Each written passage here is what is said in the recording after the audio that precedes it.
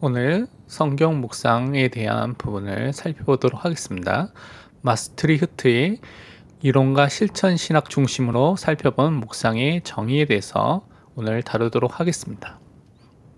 먼저 페트루스 판 마스트리흐트가 누구인지에 대한 부분을 간략하게 먼저 살펴보고 묵상의 정의에 대해서 살펴보도록 하겠습니다. 페트루스 판 마스트리흐트는 1630년에 태어나서 1706년에 사망한 17세기에 활동했던 독일과 네덜란드에서 주로 사역을 했던 개혁주의 신학자입니다. 그래서 개혁파 정통주의 신학을 보수하고 전달했던 중요한 신학자로서 이론과 실천을 함께 강조한 신학을 가르쳤던 학자입니다. 그래서 책을 내기를 이론과 실천 신학이라는 중요한 책을 냈고 이것을 1699년에 출판을 하였습니다. 이 책이 최근에 미국에서 또 영어로 번역이 돼서 나오기 시작했고요. 또 한글로도 번역이 돼서 나오기 시작했습니다. 아직 정권이 되지 않아서 또 한참 또 책이 전체 나오려면 좀 기다려야 되겠습니다. 페트루스 판 마스트리흐트가 성경관에 대해서 글을 쓰면서 여기에 대한 실천의 핵심이 말씀 묵상임을 강조하면서 실제적인 내용들을 쓴 부분이 있습니다. 그래서 몇 주에 거쳐서 마스트리트가 생각했던 묵상에 대한 부분들을 좀 정리해서 우리가 실제적인 묵상의 축복을 누리도록 해야 되겠습니다. 그렇다면 성경 묵상의 정의에 대한 부분을 살펴보면서 우선은 마스트리트가 발견한 성경에서 묵상에 대한 비유적인 표현에 대한 부분을 우리가 다시 한번 확인해 보도록 하겠습니다. 신명기 14장 6절을 통하여서 또 참고해서 정결한 짐승이 적절히 반추, 다른 말로 새김질, 대새김질이라고 말하기도 하죠. 다시 씹어서 소화를 시키는 일을 하는 것을 우리가 묵상과 연결시켜서 생각해 볼 수 있다. 그런 비유적 표현이다라고 설명을 하고 있습니다. 또 다른 표현으로는 받은 말씀을 먹는 것으로 또한 정리를 하기도 합니다. 여기 있는 말씀 중에 예레미야서 15장 16절에 보니까 내가 주의 말씀을 얻어 먹었사오니 주의 말씀 내게 기쁨과 내 마음의 즐거움이오나 라고 설명하고 있습니다. 말씀을 실제적으로 받아서 그것을 씹어 먹는 것처럼 비유적으로 설명을 하고 있는 것입니다. 이 비유의 특징을 정리해 본다면 하나님의 말씀이 성도 개개인의 것이 되기 위해서는 내면화, 자신의 것이 되는 시간이 필요한데요. 반드시 말씀을 곱씹고 집중하는 시간이 필요한 것을 비유적으로 표현했고 또 마스트리트는 이것을 또한 강조한 것을 우리가 확인해 볼 수가 있습니다.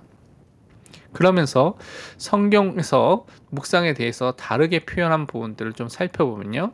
마스트리트는 여러 군데에 묵상이라는 단어들을 다음과 같이 또한 연결해서 설명을 했습니다. 연구하는 것, 그리고 검토하는 것, 마음속에서 숙고 깊이 생각하는 것, 또한 이해하도록 하는 것으로 이 묵상에 대한 부분을 또 다른 단어로 표현을 하고 있습니다. 이 부분들을 우선 정리를 해보면 공통점이 먼저는 묵상이 하나님의 말씀의 의미를 먼저 생각하는 것이죠. 그래서 성도가 먼저 지성적으로 이 묵상, 하나님의 말씀 묵상하면서 이해를 하는 것입니다. 동시에 마음속으로 주의 깊게 생각해 보면서 이것이 마음에 담기도록 하는 것이 중요한 성경에서 말하는 묵상의 또한 다른 표현에서 찾아볼 수 있는 정의라고 해볼 수가 있습니다. 그렇다면 마스트리트 자신이 말한 성경 묵상의 정의에 대한 부분들을 살펴보도록 하겠습니다. 마스트리트는 뭐라고 말하냐면 묵상이라는 것이 영혼의 기능들, 즉 지성과 의지와 감정이 다 함께 활발하게 작용하여 말씀의 힘을 우리의 마음속에서 경험하는 과정을 말한다라고 정의를 하고 있습니다. 묵상이라는 것이 지정의가 함께 작동하는 것이고 그것이 우리의 마음이라는 그 처소에서 실제적으로 경험이 되는 것이라고 이야기를 하고 있는 것입니다. 또 다르게 표현하기를 묵상은 하나님의 말씀이 그리스도인에게 지정의, 지성과 의지와 감정의 활동을 통해서 개인에게 실제적으로 적용이 되고 동시에 말씀이 우리 안에 거하는 것이다. 그러니까 말씀이 실제적으로 우리 안에 또한 살게 되는 것을 설명하고 있다고 이렇게 정의를 하고 있습니다.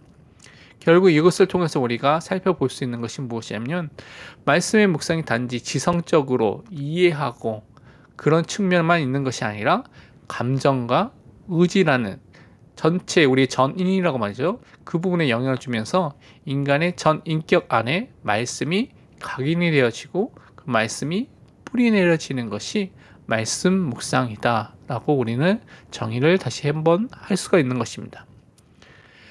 그래서 이 묵상은 하나님의 말씀을 자신의 것으로 만드는 과정이라고 할 수 있는데요.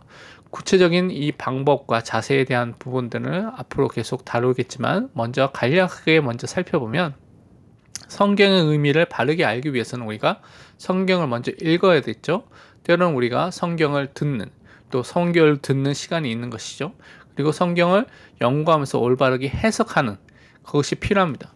그래서 거기서 나온 내용들을 우리 자신의 삶에 실제적으로 적용하는 것이고 그 말씀이 사실적으로 체험되는 그 시간과 또 말씀을 실천하는 이 과정 전체를 또한 우리가 묵상이라 우리가 이해하고 또 부를 수 있는 것입니다.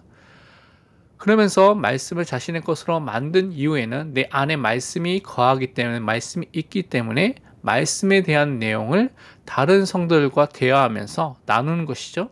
그래서 그것을 통하여서 말씀을 더욱더 구체적으로 믿고 실천하는 일을 더 깊이 할 수 있는 것이죠.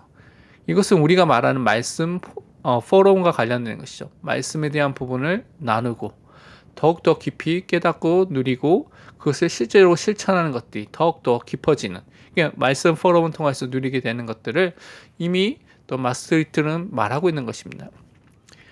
그러면서 성도 자신의 외부에 있었던 성경, 하나님의 말씀이 외부에 있었던 이 말씀에 대한 부분들을 우리가 읽으면서 또 설교를 통해서 들으면서 우리가 스스로 연구하면서 그것의 의미가 무엇인지를 해석하면서 그것이 우리 자신의 내부 안으로 들어와서 우리 안에 뿌리를 내리는 각인되는 것을 계속 읽고 듣고 연구하고 해석하면서 각인되는 것으로 끝나는 것이 아니라 우리 안에 뿌리가 내려지는 그 자체가 또한 성경 묵상이라는 것으로 우리가 이해해 볼 수 있다고 마스리트는 말하고 있습니다.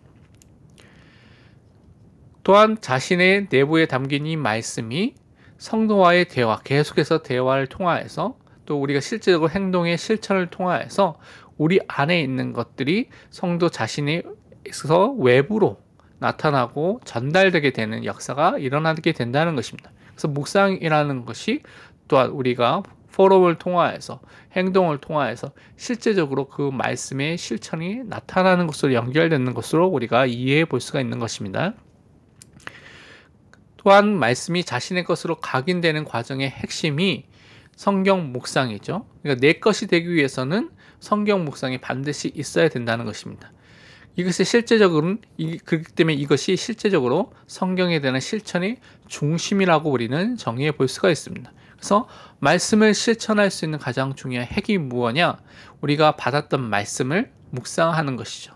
읽은 말씀을 또 그것을 연구하고 해석하고 그러면서 그 말씀이 각인되고 뿌리 내려지고 그것이 다른 사람에게 전달되고 또 행동으로 나타나는 이 모든 것이 또한 성경 묵상을 통하여서 이루어지는 중추적인 역할을 성경 묵상이 한다고 우리가 이해해 볼 수가 있는 것입니다.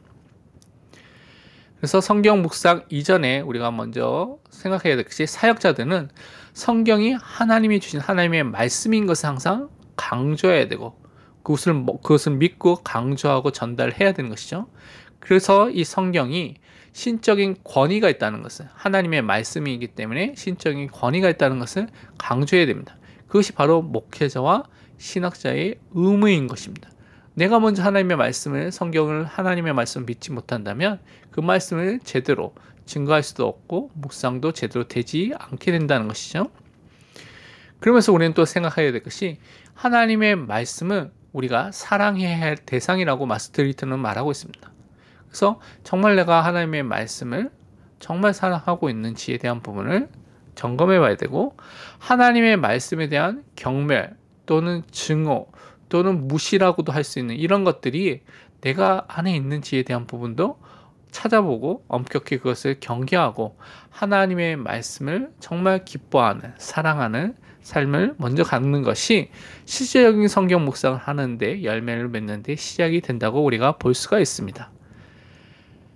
다음 시간에는 이 묵상의 필요성에 대해서 우리가 살펴보도록 하겠습니다. 오직 그리스도